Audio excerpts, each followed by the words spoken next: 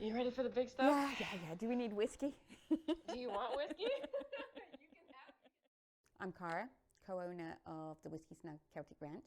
Lived in Weston for about 10 years now, and here with you today to talk about death.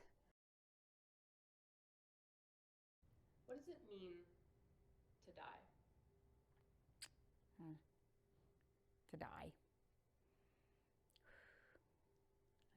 I'm going to say it's the end, but is it the end?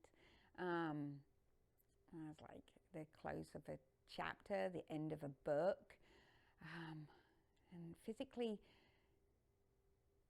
I don't want to say it's dark. To me, it's overwhelming sadness. But then for some it's a blessing, for some it's heartache. So all that wrapped up, it's a wave of emotions. That's death. It's a wave of emotions. So you said it's like the end of a chapter or a book. Is there something after? Is there an afterlife? It's like, well, is there a sequel to the book? I don't know about afterlife. Afterlife is, and again, something through the years I've thought about a lot. Where do we go? What is that? I don't go to church. I'm not a religious person, but then I believe in something. I'm not sure, and I pray, not all the time. You know, I'm not gonna fake it. I do and I don't. I talk to somebody. I don't know if that's Jesus or Creator.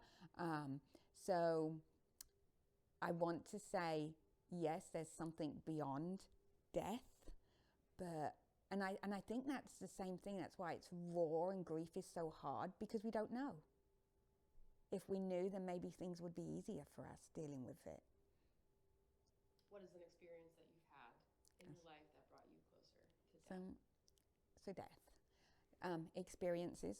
So at almost 55 years old, obviously I've dealt with death, I guess. I have come from a very small family, not many relatives, and again, being older at 55, a lot of them have passed now. And but I was thinking that my very first memory, and I'm sure there was obviously other deaths before that, but was my grandmother, my mom's mom, Nanny Pat.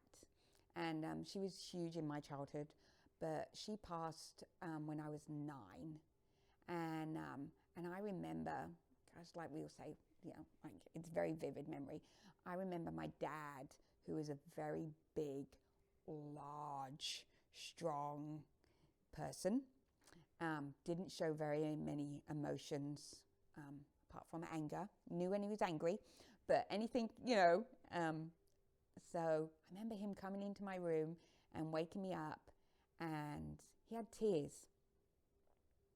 And I remember that, like, oh my gosh, my dad, this big, strong, you know, the rock of the family, is crying. What, you know? And he told me, and I can't remember the words. Like I said, it's that vivid memory of him sitting on the edge of my bed with tears coming down his face and telling me that my Nanny Pat had died. And I'm sure that I knew that she was sick. I know she was in hospital, and thinking back, she was the first person that I knew that passed of cancer. And then him telling me that I wasn't going to go to school that day.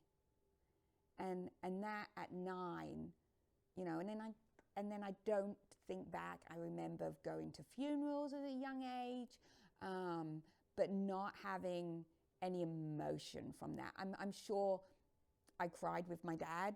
I cried later as a teenager when somebody passed, but it wasn't until I remember crying when my granddad passed, when and my dad's mum also passed of cancer.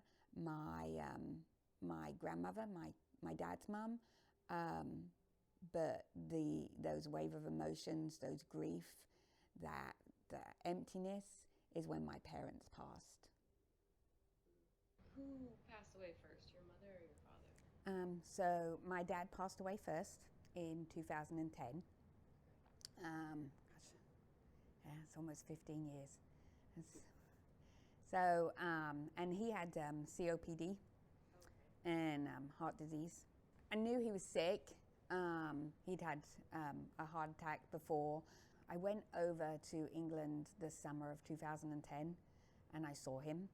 And it's funny as you get to be an adult or that when you see your parents as older, and like I've talked about my dad being this very strong, physical, very big personality.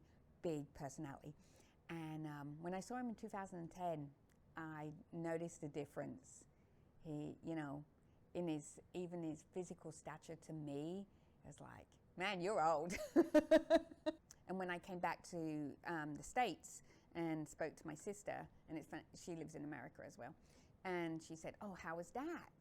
And I said, "Oh, he looked good." I said, "Man, they're old," but because we didn't get back very often. I was on my way to Oklahoma. My husband had a job interview in Oklahoma. My sister lived in Oklahoma, so we were going to spend the weekend with her. And she called me and said that, Mum had spoke to her. He was in the hospital having trouble breathing. And I was like, okay. And yeah, it was just something like, I guess, thinking again of him that he was indestructible. So I didn't feel that like sense of emergency that he was dying, he was passing, I did not feel that. Oh, Mum had kept us through Facebook Messenger and said that she just spent the evening with Dad. He was sitting up having a cup of tea, which was huge. So him to have a cup of tea, he was fine. He's fine. He's having a cup of tea. Oh, he's just fine. And we went out to dinner. My cell phone went off. And then my husband's cell phone, my son's cell phone, and my daughter's cell phone. They were all ringing within a couple of minutes of each other, and it was the same person. So what happened was my dad had passed away. My mum's in England. I'm not at home in Texas. My sister wasn't at home at her house. So my mum had called the only physical phone number, that she could, and it was my work. And had spoken to my manager and told him what happened and asked them to try and get hold of me. I call her back and all she gets out is, you need to call your mom. Your mom's called here, please call your mom. And as she hung up, she says, "I'm really sorry." So me and my sister called my mom from a phone booth box in Shawnee, Oklahoma, and he's gone. And that was that. And I say that as a matter of fact because that was that. I just saw him and he was fine. Last night he was sitting up drinking tea. He was fine. And then here I am on the phone and he's gone. So back through all those years of dealing with people passing and family, friends dying, that was my first big, oh my gosh, somebody just died. My sister and I took comfort in each other, of course, but then we had to we got to get home. We got to get home. So you put all those emotions back in the box, I guess, and as Mum would say, get on with it, because now we've got to get passports, we've got to get flights, we've got to get home. By the time everything got sorted, it was a week later. We flew home. I walked into my parents' house, and they'd moved, so it wasn't the house that I grew up in. It was the house I'd just been in less than a few months ago, and she'd already moved him out of the house. And I don't know if that was the shock that I walked in, and one, that he wasn't sitting there with a cup of tea in his hand, and then there was his presence. It was gone. So I felt, Mum and I talked about this afterwards, but I felt like not only was I dealing with that he was dead, that where was his memory? Where, we talk about legacy. Where is he? And she'd said that she didn't want me and my sister to have any more pain. So she thought that taking everything away, but I don't know, maybe that was her dealing with him passing too. That was what she needed, and 100% that's up to her, because I tell you, they lived a life, good and bad. And but yeah, so my mom, completely different to my dad. And after my dad passed, she was a completely different person.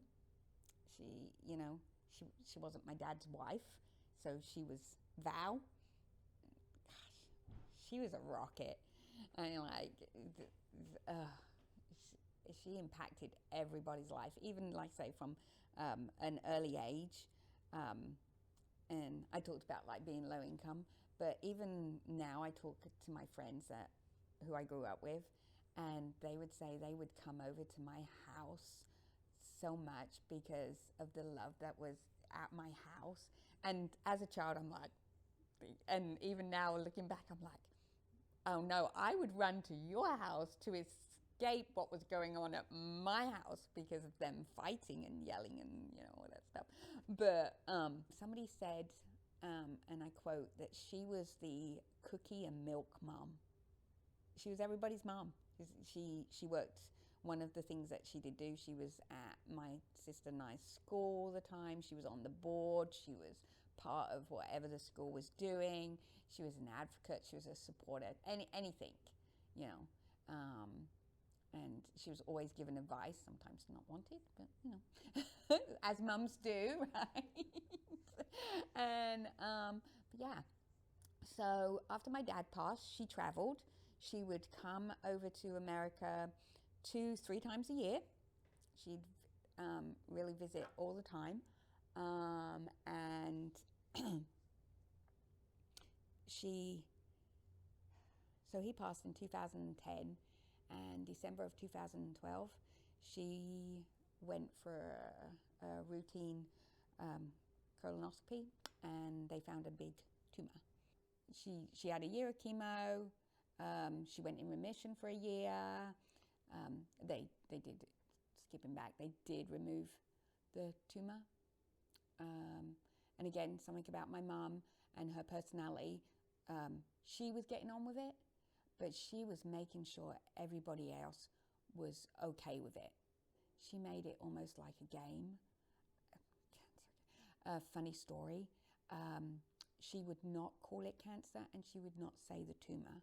She named it Fred. So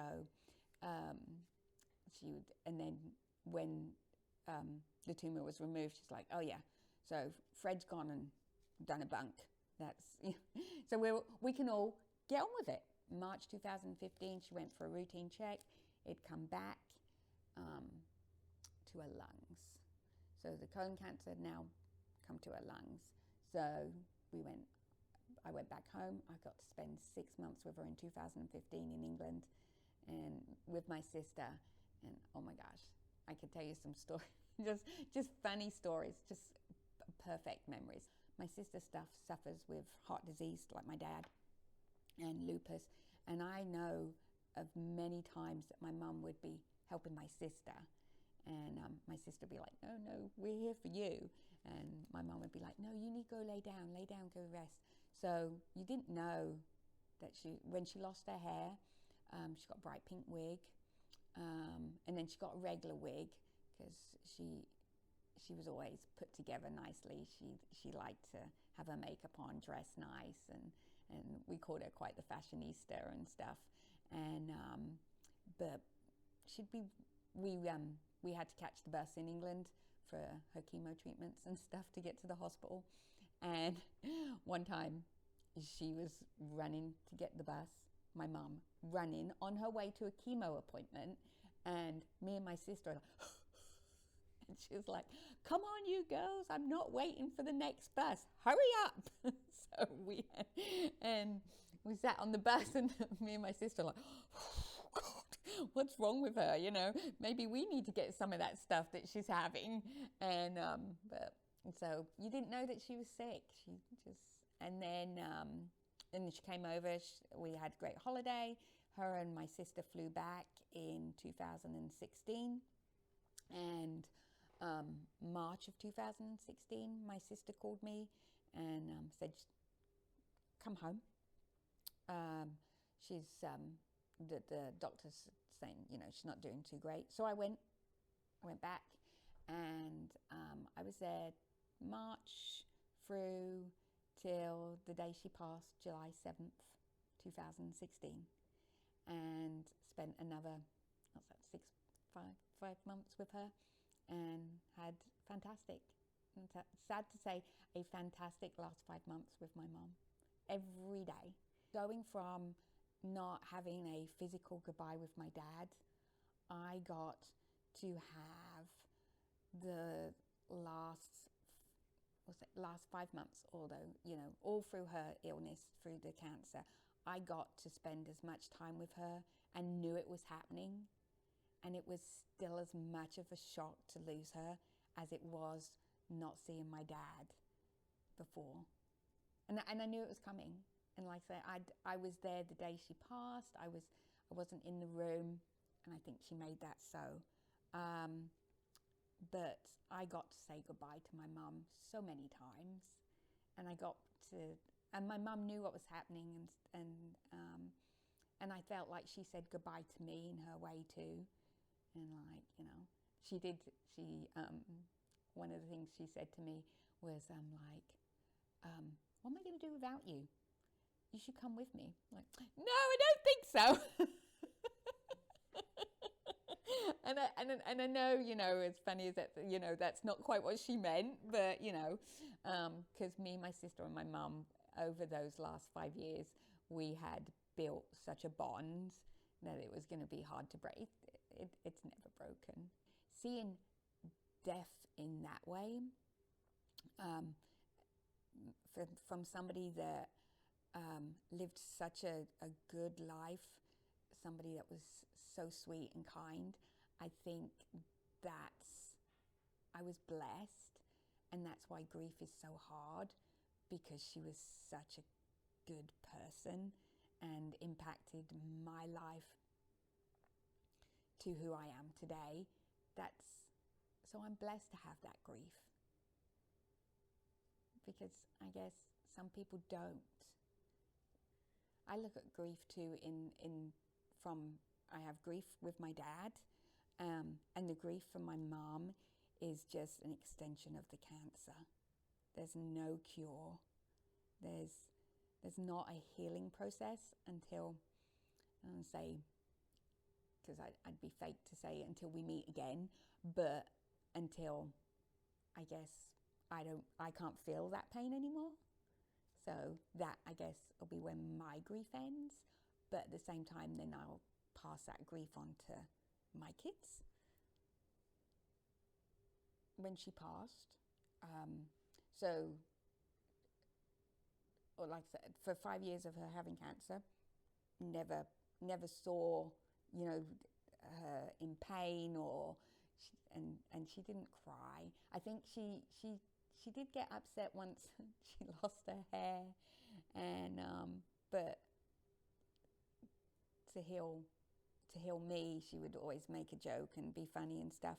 But the day of her birthday, and she was 73, and June 29th, they delivered the hospital bed on her birthday, and we moved, you know, she literally climbed into that bed, and I have a picture of her holding a glass of wine and a glass of Southern Comfort, her favorite drink, and she's like, cheers, this is my birthday. Most people get presents, I get a hospital bed. So she was a bit put out that she got a hospital bed, but at the same time, you know, again, she would make it So from June 29th to the day that she passed, July 7th, she did not get out of that bed.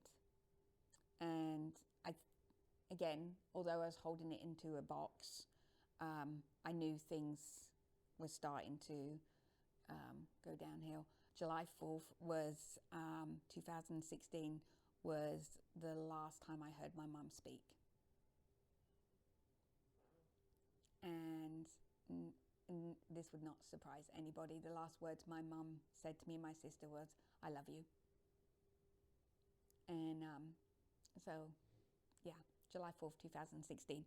I can't remember a date from 2 weeks ago, but I remember that was a Monday, and she passed on the Thursday. From the Monday through the Thursday, I talked to her every day, go into the room, sit with her all day, talk to her. Every morning, every hour, I was thinking like, okay, this is it. But it wasn't.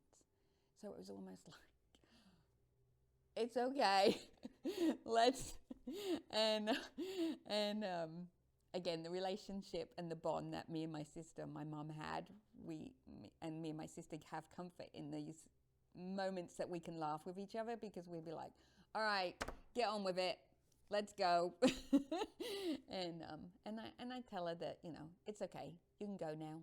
And it was the first day that and it was about English time, about 7 o'clock at night.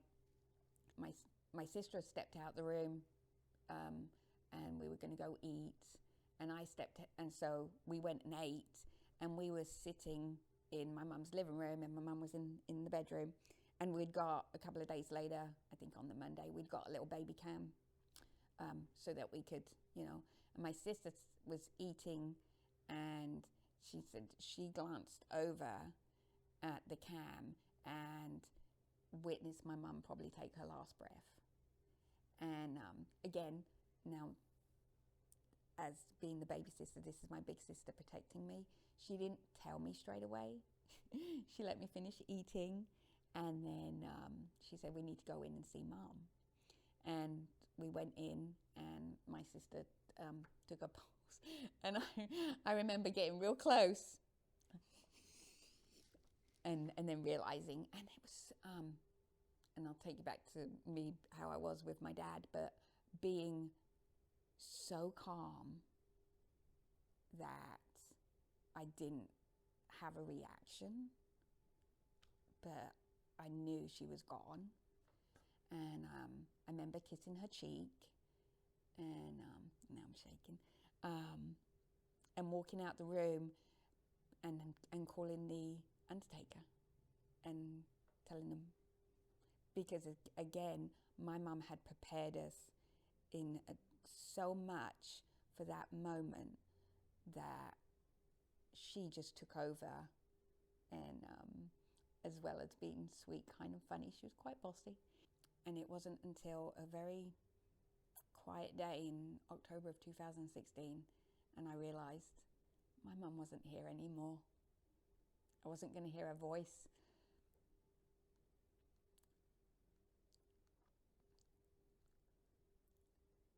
And that was grief.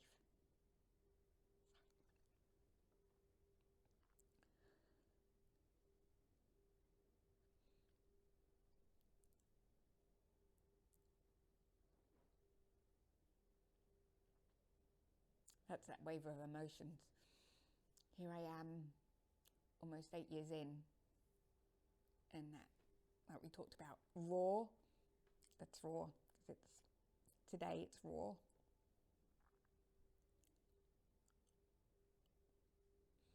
I can feel her being like, get on with it.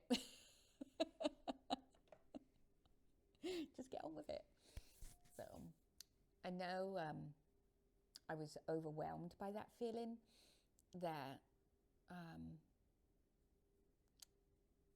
I started going to sleep earlier, getting up later, stay in bed longer, and I know that obviously it become a dark place, and I know for a fact I wasn't, I don't like to say the word suicidal, but I know I wasn't that. but I don't know if the comfort of not having to deal with anything else was helping with that grief or that feeling, but I didn't want to get out of bed. December the 5th, 2016, I heard my mum's voice for the first time since July 4th. And it wasn't as calm and I love you, you got this, you're going to be great, you're going to be fine. Get out of bed. So I got out of bed. In your head you heard that, or how'd you hear it? I heard it. I heard it like she was right there. So I got out of bed. And funny enough, got dressed and came down here to Main Street, went in a couple of shops, and then found myself at the Celtic Ranch asking for a job. Do you think about the fact that you're going to die? Absolutely. And even more so in the last year, and I don't know why, but it's things that I think about are like, I'm going to be almost 55, and I'm always, and I say always, thinking in the quiet moments of my life, thinking about when my parents were 55, you know, or even like my kids now. My oldest is 40, and the middle one is 33 this year. 32, she's going to hurt me. 32, and then the youngest is 29. And I constantly think about myself, 40, 32, 29, where I was, what I was doing, even, you know, especially where I was in life, and what my parents were at when they were 40, when they were 32, when they were 29. And that has, I want to say it was a struggle, but it's definitely something that I cannot get away from recently. It's been a real thing. And my parents passing in their 70s, that's not far away. Yeah, you know, what's that, 15 years? Yeah, in 15 years, I'll be in my 70s. That's crazy to think about that, you know, and then my kids will be in their 50s. I feel I was robbed from my parents in their 70s, because especially in the last 15 years, 8 years, how much that we've done, how much things have changed in lives, how many kids of mine and my sisters, how many grandchildren there are now, and great-grandchildren coming along. So great-grandchildren from my parents, what they're missing. So I think about what I'm going to miss. And is that another form of grief? That's kind of painful. Are you afraid to die? I am. Yeah. And that goes back to our very first, when we were talking, it's the unknown. I don't want to be buried. I know I want to be cremated. I would like to give up all my organs to help somebody else. But beyond that, I don't know. What do you hope your legacy is? So for me, legacy is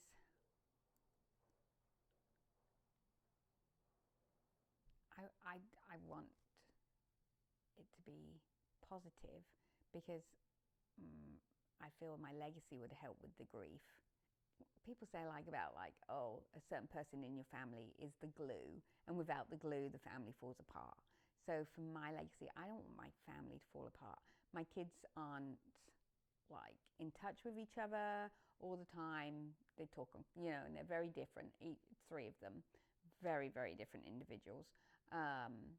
And so I want my legacy to keep them, that siblings, that family united.